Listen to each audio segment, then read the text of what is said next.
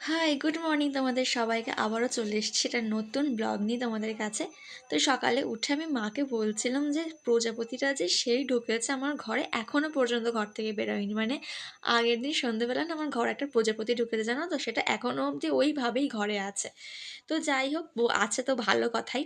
তো মাকে দেখলাম মা সবজি কাটছে, বাঁধাকপির তরকারি হবে, তো বাঁধাকপি আলুটা ছাড়িয়ে রেখে দিয়েছে, আর এদিকে আলু কাঁকরোল ভাজা বসিয়ে দিয়েছে, আর আমার জন্য কুলেখাড়া। তো আমি এভরিডে সকালে উঠে কুলেখাড়ার রসটা খাই, মানে ফ্রেশ হয়ে নিয়েই। তো মা আমাকে বললো আলু আর কাঁকরোল ভাজাটা বসানো আছে, ওটা একটু নেড়ে দে। তো সেটাই করছিলাম। আর আমার না কাঁকরোল ভাজা খেতে কিন্তু বেশ ভালো লাগে, জানো তো। এই 3টে 4টে ছিল বলে মা একসাথেই বসিয়ে দিয়েছে আলু ভাজার সাথেই।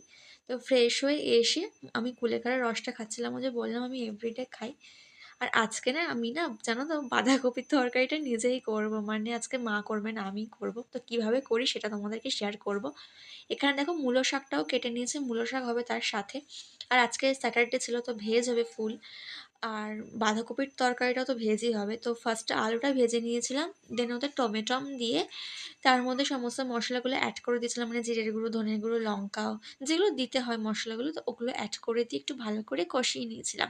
দেন কিন্তু বাঁধাকপিটা দিয়ে দিয়েছিলাম। আর তোমরা বাঁধাকপি কী করে করো কমেন্ট করে জানিও, মানে এইভাবে করো কি না আমার মতন করে। আমার না বেশি করেই ভেজ বাঁধাকপিটা ভীষণ ভালো লাগে, ভীষণই ভালো লাগে খেতে। ওই চিংড়ি মাছ, মাছের মাথার থেকে বেশি করে ভেজটাই বেশি যেন ভালো লাগে।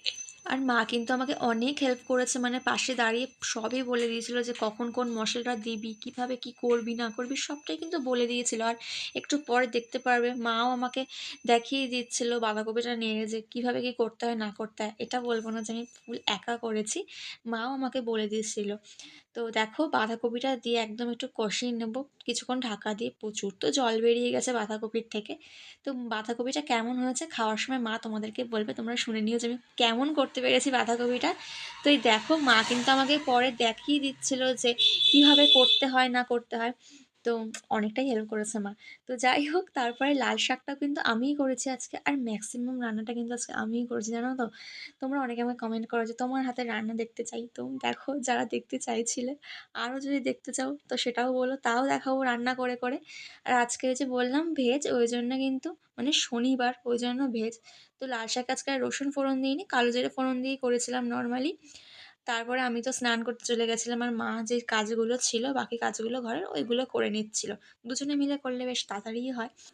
আর স্নান করে এসে তো প্রতিদিনকার যেটা আমার কাজ থাকে পুজোটা করে নেওয়া, তো পুজো করতে বসে পড়েছে, আর মা বাকি কাজগুলোও করছিল। আমার প্রতিদিনের পুজোর মধ্যে যেটা ম্যান্ডেটারি থাকে শিবটাকে স্নান করানো, তো শিবটা স্নান করিয়ে নিচ্ছিলাম। এটা ঘি মধু দিয়ে আমি এভরিডেই স্নানটা করাই। তো পুজো করে নিয়ে দেখো বাঁধাকপির লুকটা আমার। এরপরে মা বলবে যে কেমন হয়েছে খেতে। বাঁধাকপি হয়েছিল, মুগ ডাল হয়েছিল, আর এখানে লাল শাক ভাজা, মূলো শাক ভাজা, আর আলু কাঁকরোল ভাজা হয়েছিল। তো তোমরা শোনো যে আমি কেমন করি। বাঁধাকপিটা কেমন হয়েছে বলো, ভালো।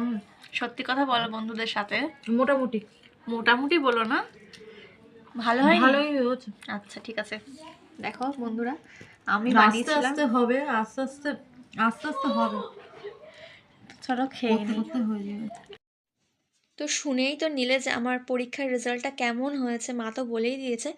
তারপরে দুপুরবেলাটা ঘুমিয়ে নিয়ে সন্ধ্যাবেলা মা সন্ধ্যা দিচ্ছিল, আর ঘরে কিছু বেগুন ছিল, ওই জন্য বেগুনটা কেটে দিয়েছে মা, আমি বেগুনি করতে চলে এসেছি। বাবা রে বাবা, বেগুন আমার ভালো রকম শিক্ষা দিয়ে দিয়েছে। আমার একটু অ্যালার্জি আছে বেগুনে। খেয়ে তো একেবারে অবস্থা আমার খারাপ হয়ে গেছিলো, সাথে আমার মায়েরও। তো সন্ধ্যাবেলা চা আর বেগুনি খেয়েছিলাম। তো আমার এই ফুল ব্লগটা কেমন লাগলো অবশ্যই কমেন্ট করে জানাবে, আর ফলো করে পাশে থাকবে, ঠিক আছে?